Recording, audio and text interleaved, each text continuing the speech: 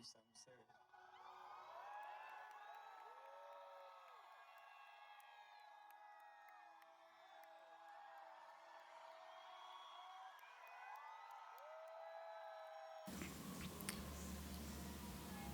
I've always had a connection to music, as far back as listening to Kiss FM in the morning with my mom, listening to old school salsa with my pops. Music has always been the soundtrack to my life, pun very intended.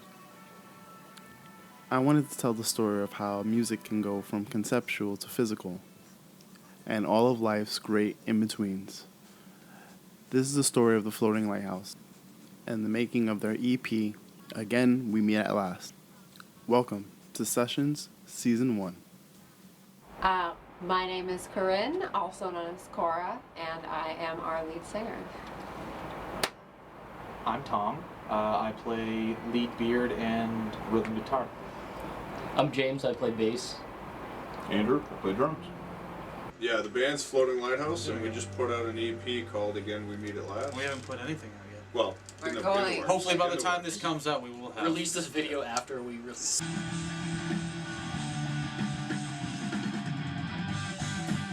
We want to confine ourselves to a single genre.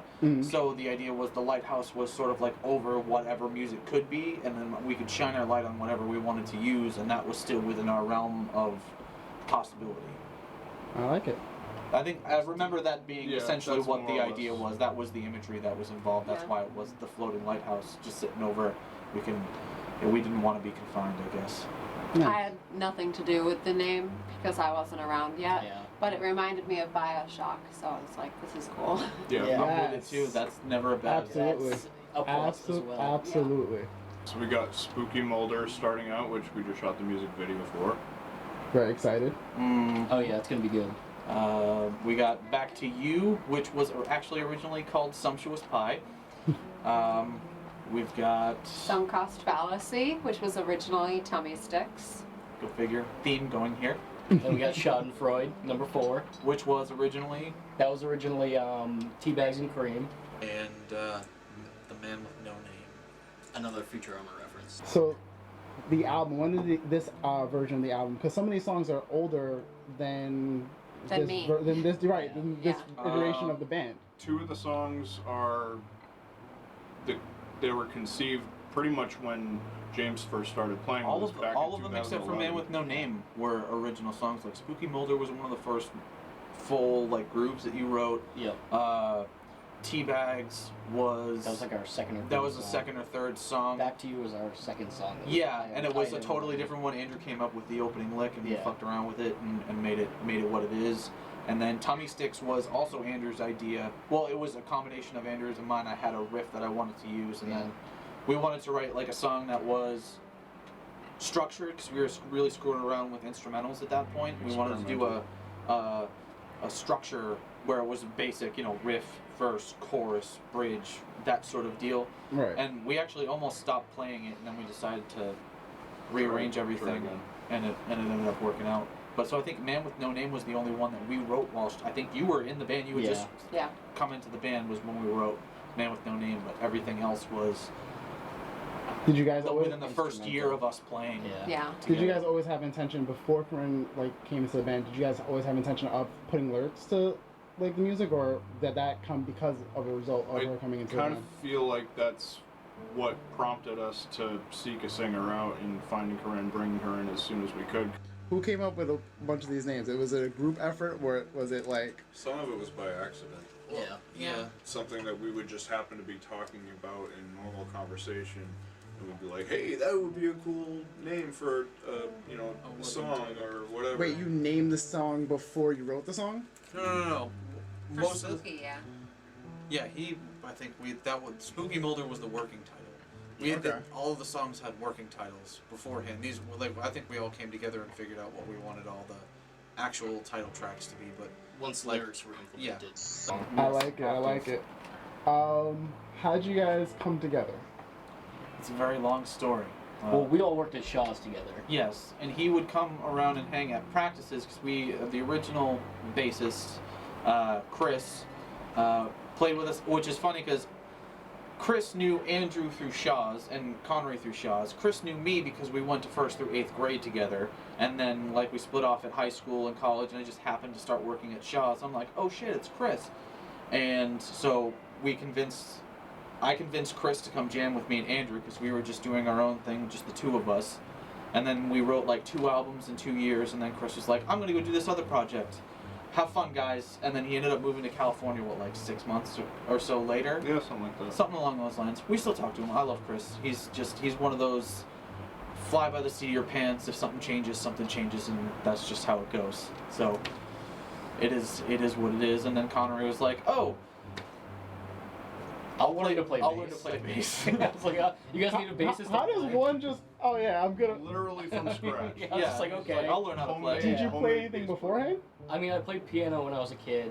And you were until I actually was about, taking like, guitar 16. lessons with my old guitar teacher. Yep, Exeter Music. Nils! Yeah, he remembered you and all that stuff, so he was a great guy. So I did that for like 6 months, and then, got busy with like school and work, so I kind of faded out with that. And then, I hung out with these guys, and they needed a bassist, and the rest is history. Yeah, because we had stopped playing for like 2 years. And we were like, we really want to play again. And Conrad's like, I'll learn how to play bass. I was like, yeah, you were learning how to play guitar, right? So casually.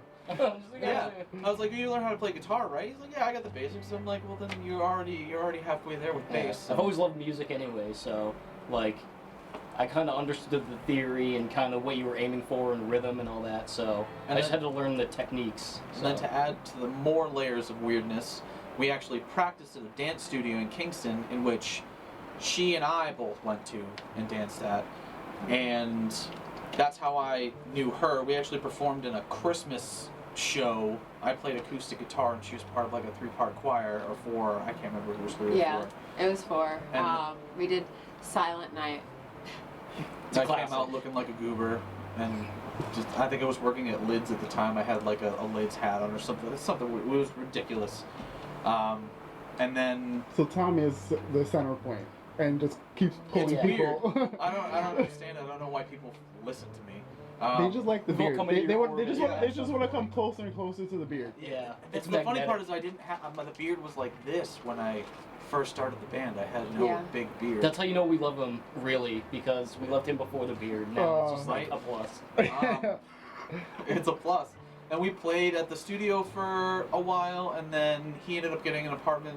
They were renting a house that had a barn, and we would go up into the top floor of the barn and jam and that was like a year and a half, something like that. And then we found this spot, and we were like, we need to find a singer. We tried a bunch of people out, and then I randomly happened to see a Instagram video of Corinne singing a show tune at her apartment. She was just like, I just felt like singing. She's singing. I'm like.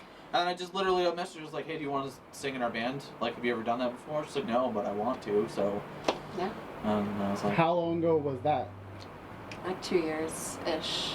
Okay. somewhere in there. It was like, you came in right after we moved from the. Raymond here. From Raymond to here. If anyone's wondering, the song was from the musical Baby, and it was all of the parts of I Want It All. There are 3 people singing. It was just me. I met Tommy in 2015, just after my start at Beyond Studios.